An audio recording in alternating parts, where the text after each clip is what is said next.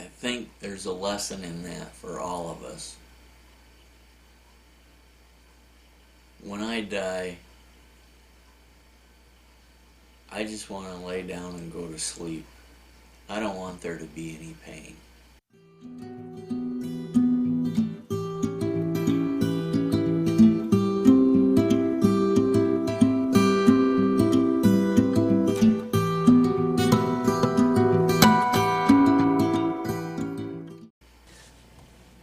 Hey everybody, this is Eric for Little Whitehouse, and today I wanted to talk about nitric oxide. You know, I just need to read this to you guys because it's going to make more sense to you. Nitric oxide is a key biological messenger within the body, and its message is open sesame. When released by your endothelium, the cells lining your arteries, it signals the muscle fibers within the walls of your arteries to relax, allowing them to open up and for more blood to flow. That's how nitroglycerin pills work. The nitroglycerin people take them when they're experiencing chest pains, and it is converted into nitric oxide, which dilates the coronary arteries, allowing more blood to flow to the heart muscle. Erectile dysfunction pills like Viagra work the same way. They boost nitric oxide signaling, which relaxes penile arteries and provides blood flow to the penis. The ED you really need to be concerned about, though, is the endothelial dysfunction, the failure of the linings of your arteries to produce enough nitric oxide to properly dilate them. NO is provided or is produced by an enzyme called NO synthase. Its enemy is free radicals, which not only gobbles up nitric oxide but can hijack NO synthase and force it to start pumping out additional free radicals. So in other words, these free radicals can not only gobble up the nitric oxide that you got, but they can also take the synthase that the nitric oxide produces and start pumping out additional free radicals. Without enough NO, your arteries can then stiffen, become dysfunctional, and raise your blood pressure and your risk for heart attack. So you need to flood your body with antioxidant-rich plant foods through the day to extinguish the free radicals and let NO synthase get back to its job of keeping your arteries fully functional. One study using this device found that if you take people following a standard Western diet, which is what we pretty much all eat, and have them eat even fewer antioxidants, their artery dilation only gets a little bit worse, which means we're probably already nearly at the bottom of the barrel, arterially function-wise. So there is not much room for further decline. But people on a high antioxidant diet, by among many other things, switch their bananas for berries and their white chocolate for dark, and within just 2 weeks they experience a significant boost in their arteries' ability to relax and dilate normally.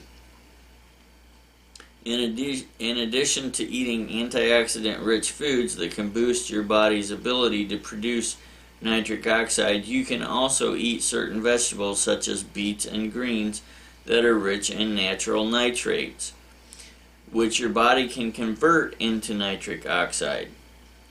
For the difference between nitrates and nitrites, see Chapter 10.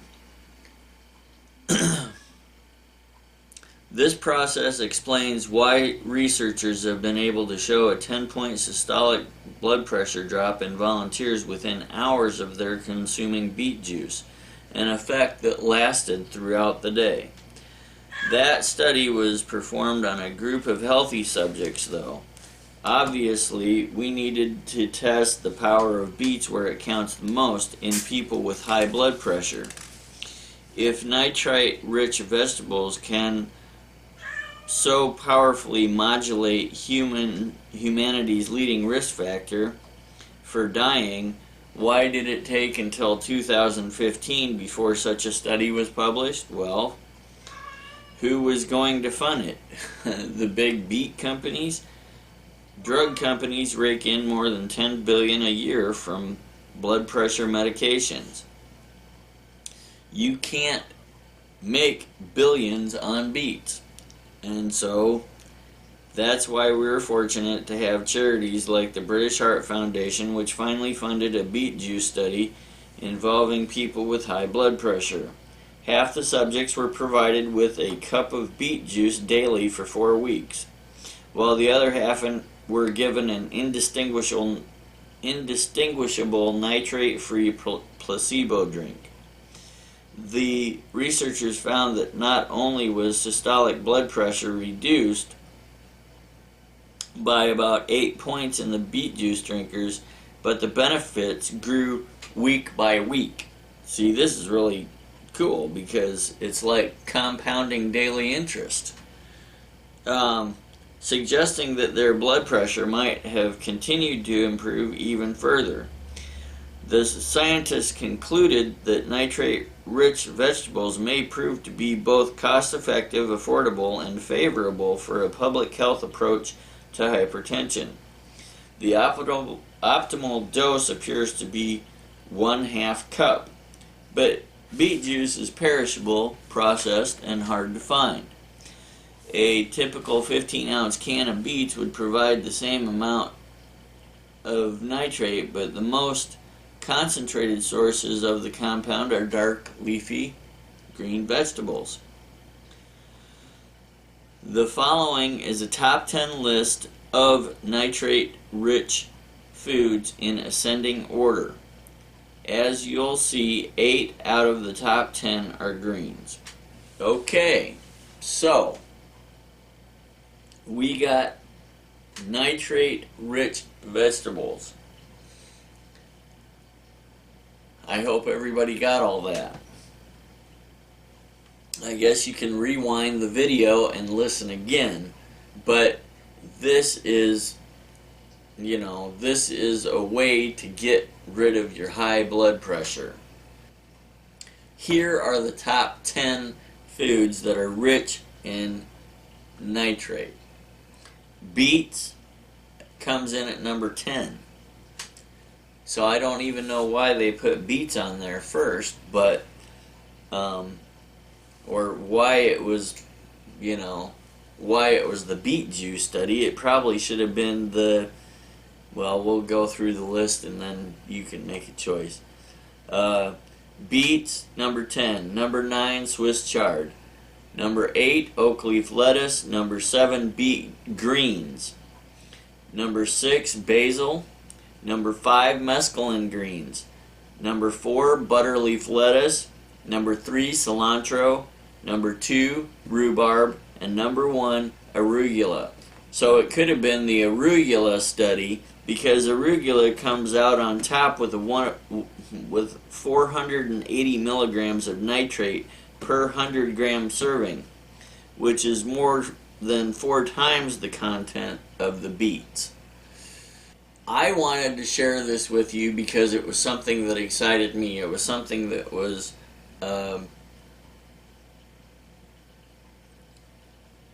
I'm not struggling with high blood pressure, but I know people who are. And this can help them, and it might be able to help you.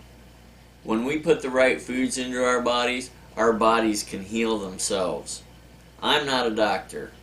I don't even claim to be one. But I know from personal experience that when you stop putting bad in and start putting good in, you get results.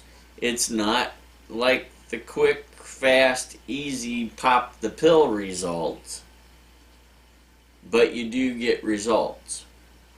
Your body heals itself over time. I know that from personal experience.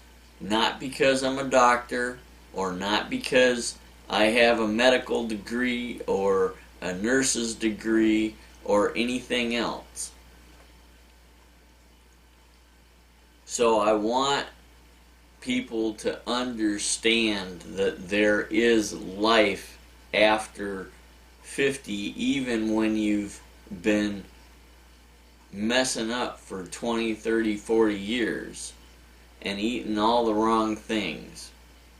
If you start putting the right things into your body, it can change. You know, there's a story in the Bible about a guy named Moses. And in Moses' life, he spent the first 40 years in Egypt in the king's palace, basically. His mom raised him, but until when the king's daughter came and got him and put him in the palace, he spent all the way up until when he was 40 in the king's palace. And I'm sure that they didn't have the best kind of food there. They had the standard American diet. And then he left and he went to the wilderness for 40 years and became a sheep herder. And he ate good food then. And then he came back and he got Israel and he took them out in the wilderness for 40 years as well. And those 40 years, he not only lived in the wilderness and was herding sheep and trying to take care of people as well, but God provided manna, which was the best food available to them. You know, he also gave them some other things, but he gave them the very best because that's what God does.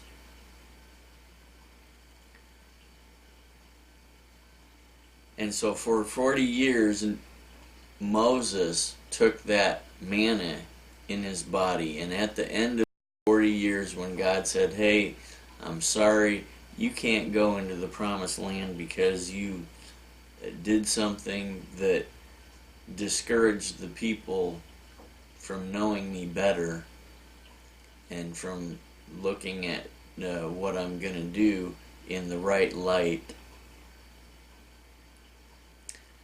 he said, "Go climb to the top of that mountain." And the Bible says that Moses' strength was not abated and his vision was perfect. And he climbed to the top of a mountain. And he didn't go and, struggle to get up there. He wasn't desperately trying to gasp in breath. He was in full health at 120 years old. I think there's a lesson in that for all of us. When I die, I just want to lay down and go to sleep. I don't want there to be any pain.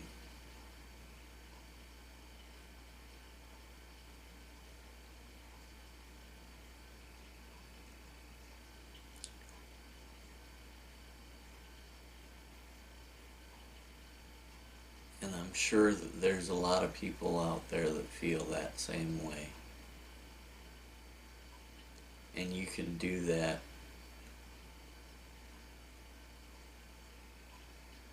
by you can do that by putting the right stuff in your body.